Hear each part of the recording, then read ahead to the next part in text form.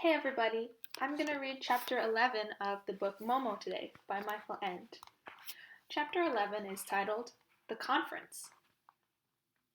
Innumerable figures were scurrying around the headquarters of the time-saving bank, a gray-lit labyrinth of passages and corridors, passing on the latest news in agitated whispers.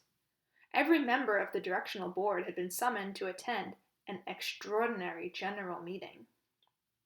Some surmised that this portended a dire emergency, others that new and untapped sources of time had been discovered. The directors were already closeted in the boardroom. They sat side by side at a conference table so long that it seemed to go on forever, each with his steel gray briefcase and small gray cigar. They had removed their bowler hats for the occasion, and every last one of them had a bald head as gray as the rest of him.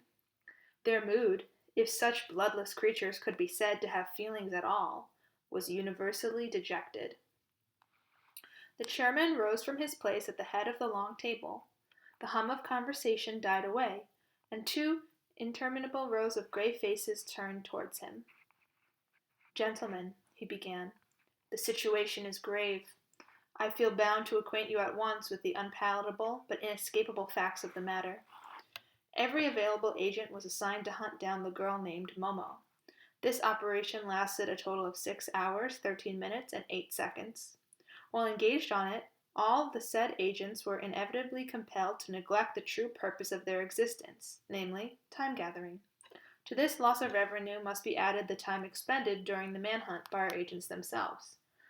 Accurate computations disclose that the sum of these two debit entries amounts to 3,783,259,114 seconds. That, gentlemen, is more than a whole human lifetime. I need hardly tell you what such a deficit means to us." Here he pointed dramatically to a huge steel door, bristling with combination locks and safety devices, set in the wall at the far end of the boardroom. "Our reserves of time are not inexhaustible, gentlemen," he pursued in a louder voice. "If the manhunt had paid off, well and good. As it is, we wasted time to no purpose. The girl eluded us. There must be no repetition of this disastrous affair.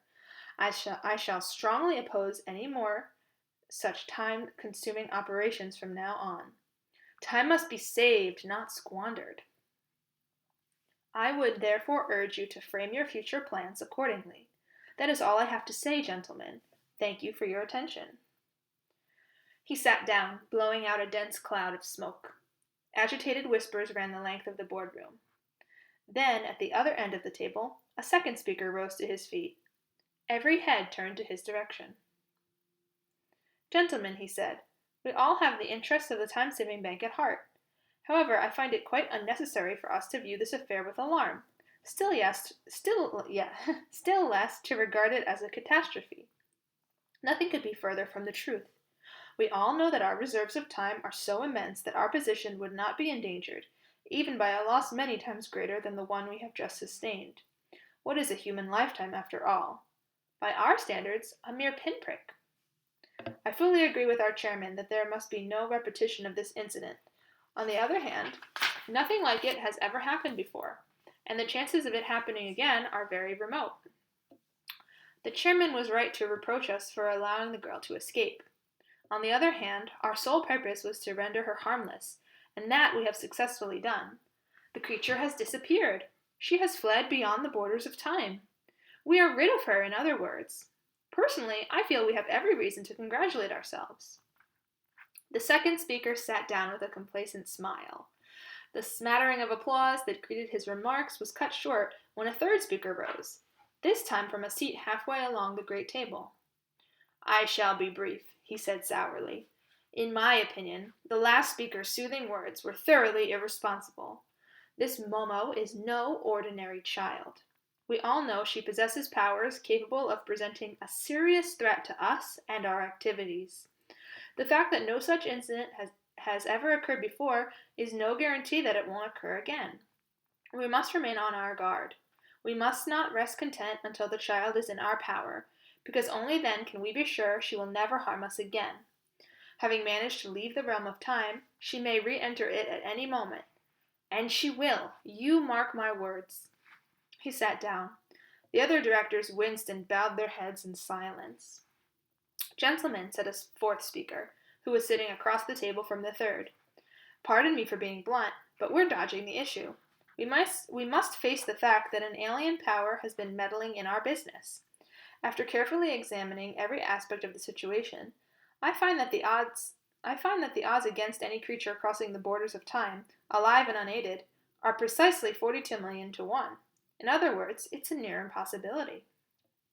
Another buzz of agitation ran through the boardroom. Everything suggests, the fourth speaker continued, when the murmurs had subsided, that someone helped the girl to elude us. You all know who I mean. The person in question titles himself Professor Aura. At the sound of this name, most of the men in gray flinched as if they had been struck. Others jumped to their feet, shouting and gesticulating. The fourth speaker raised his arms for silence. Gentlemen, gentlemen, he cried, a little self-control, if you please. I'm well aware that any mention of that name, is not quite proper. I utter it with extreme reluctance, I assure you, but we mustn't blind ourselves to the facts. If the girl received assistance from the aforesaid, he must have had his reasons, and those reasons cannot be other than detrimental to us.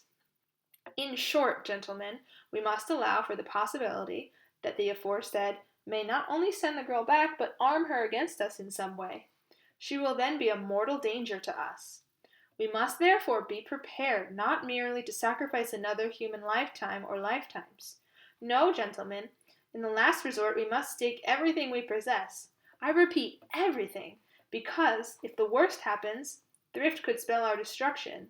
I think you know what I'm getting at. The director's agitation mounted, and they all started talking at once. A fifth speaker jumped on his chair and waved his arms wildly. Quiet, he bellowed. It's all very well for the last speaker to hint at a host of dire possibilities, but he obviously doesn't know how to deal with them himself. He says we must be prepared for any sacrifice. Well and good. We must stop at nothing. Well and good. We mustn't stint our resources. Well and good. But these are just empty words. Let him tell us what practical steps to take. None of us knows how the aforesaid will arm the girl against us. We shall be confronted by a wholly unknown danger. That's the problem we have to solve. The boardroom was in an uproar now. Some of the directors shouted incoherently. Others drummed on the table with their fists. Others buried their heads in their hands. All were overcome with panic. A sixth speaker strove hard to make himself heard above the din. Gentlemen, please, he kept repeating in a soothing voice until peace was finally restored. I implore you to take a calm and common-sense view of this matter. Even assuming that the girl comes back from the aforesaid, and even assuming that he arms her against us in some way, there will be absolutely no need for us to do battle with her ourselves. We aren't particularly well equipped for such a confrontation, as the lamentable fate of our late employee, agent number BLW 553C, has so amply demonstrated. But that won't be necessary. We have human accomplices in plenty, gentlemen. Provided we make discreet and skillful use of them, we shall be able to dispose of the girl, Momo, and the threat she represents, without ever having to intervene in person. Such a method of procedure would, I feel sure, be not only economical, but safe and highly effective. A sigh of relief went from the assembled throng. The directors found this a sensible suggestion, and would probably have adopted it on the spot had not the floor been claimed by someone seated near the head of the table. Gentlemen, he began, we keep debating how best to get rid of the girl Momo. Our motive, let's be honest, is fear. But fear is a bad counselor. I feel we're missing a golden opportunity, a unique opportunity. There's a saying, if you can't beat 'em, join 'em. Well, why shouldn't we persuade the girl to join us? Why not get her on our side? Hear, hear, cried a number of voices. Go on. It seems clear, the seventh speaker continued, that this child has found her way to the aforesaid. In other words, she got there via the route that has eluded us for so long. If she can find it again, and she probably can, with ease, she can lead us there. We shall then be able to deal with the aforesaid in our own way. Very speedily, too, I feel sure.